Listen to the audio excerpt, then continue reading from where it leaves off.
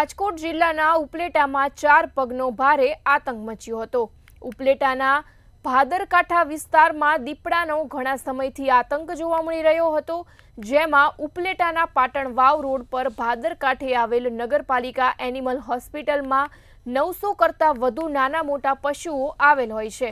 અવારનવાર દીપડા દ્વારા વાછરડીનું મારણ કરવામાં આવતું હતું। ગત 12 તારીખે પણ એક વાછરડીનું મારણ કરેલ હતું। છેલ્લા 5 દિવસથી ફોરેસ્ટ વિભાગ દ્વારા એક પાંજરું મૂકવામાં આવ્યું હતું, ત્યારે દીપડો પાંજરે પૂરાતા આ વિસ્તારના ખેડૂતો અને પશુપાલકોએ રાહતનો શ્વાસ લીધો છે।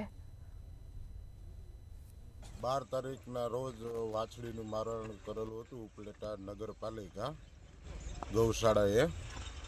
બાદ અમે અહીંયા પાંજરું મેલીને દીપડો પકડવાની તાજવીજ હાથ ધરેલી અને આજ રોજ 17 તારીખના રોજ દીપડો પકડાયેલ છે।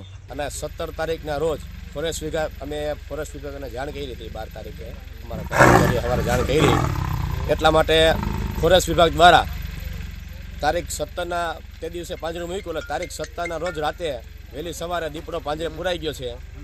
અને ફોરેસ્ટની પણ સારી મહેનત છે। ફોરેસ્ટ વિભાગને પણ અમે ધન્યવાદ આપીએ છીએ।